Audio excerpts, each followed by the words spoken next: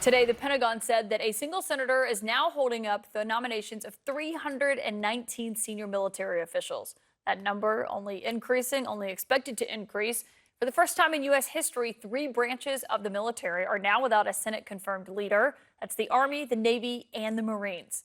At the end of the month, the highest-ranking military official, the Joint Chiefs Chairman, General Mark Milley, is retiring. And by the end of the year, if this continues to go on, it could be up to 600 nominations that are all on hold.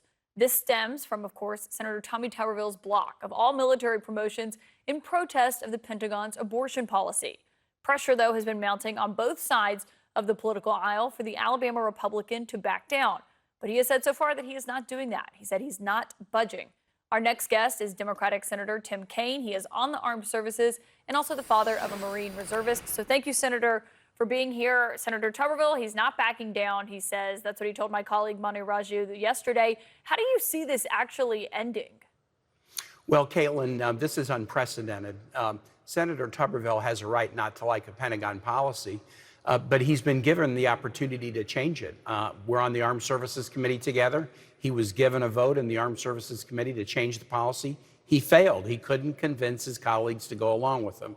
When we had the bill on the floor of the Senate, we said, we'll give you a vote on the floor. And he refused to even ask for a vote because he knew he would lose both Democratic and Republican votes. He shouldn't take out his inability to persuade his colleagues of his position. He shouldn't take that out on hundreds of military officers who are awaiting promotions, who are trying to move their families across the country, who want to enroll their kids in school at the beginning of the school year.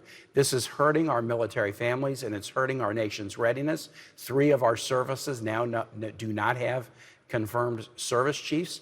It's time for the Republican minority in the Senate to quit enabling Tommy Tuberville and tell him to step aside, and let's approve these military nominations and keep our nation safe. Is that a message for Senator McConnell?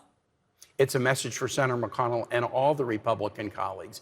This would not be tolerated on the Democratic side. If I was trying to do this on the Democratic side, the leader would lock me in the office and make it increasingly painful for me until I agreed to submit. And so what we need Tommy to do is back off of this.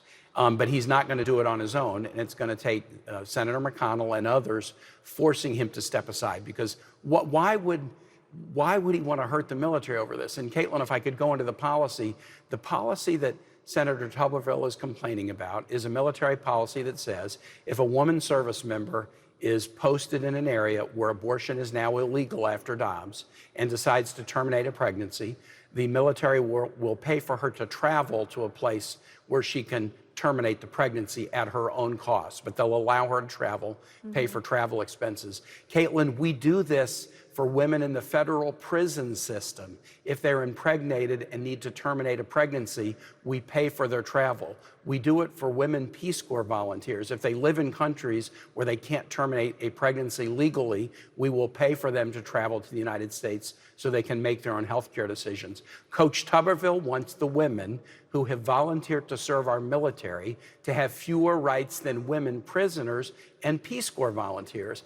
His position is outrageous. He's entitled to it. But Senator, when he can't convince his colleagues, he should back off. Well, I mean, trust me, we had him on the first episode of this program talking about this, several weeks ago. And the thing is, though, obviously this is his position. We've heard Senator McConnell say, he doesn't agree with it. Technically, Democrats could move one nomination at a time. It would be incredibly time-consuming. I'm well aware of that. But do you see it potentially coming to that point if we get to October and there is still no confirmed Joint Chiefs Chairman? If we do that, that's all we'll ever do, Kaitlan. We won't legislate. We won't pass budgets. We're in a budget crisis right now. To vote on 300 non-controversial nominations with Senator Tuberville demanding maximum time on each could take us through the end of the year. The other offer some have made is, why don't you pick some of the top people like the service chiefs and vote on them, and then just let Senator Tuberville punish all those down the ranks. That's not the way the military operates.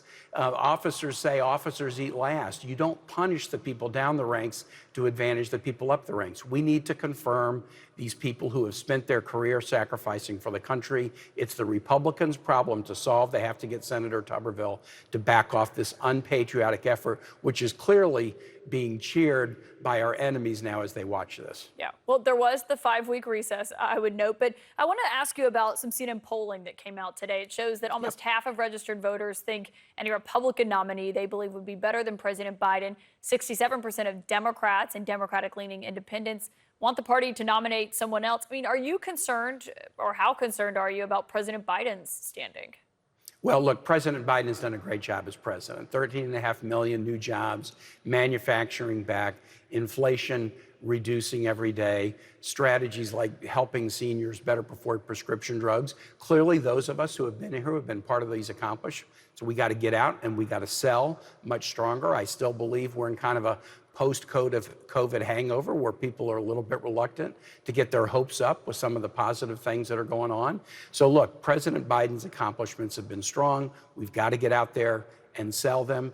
I feel like the time between now and November of 2024 is going to be one accomplishment after the next on the Democratic side and one legal trial and tribulation after the next for President Trump. Do you think the White House needs to do a better job selling that message? Yes, they are doing it. I thought the president's speech on Labor Day was great, talking about when President Trump was in office, Infrastructure Week was a punchline. Now infrastructure is a headline because America's rebuilding infrastructure again in a major way, probably the most major way since the Eisenhower administration. They are selling, and we Democrats in Congress and Democratic governors have to do that as well. Senator Tim Kaine, thank you for joining us here on The Source tonight. Absolutely, Caitlin.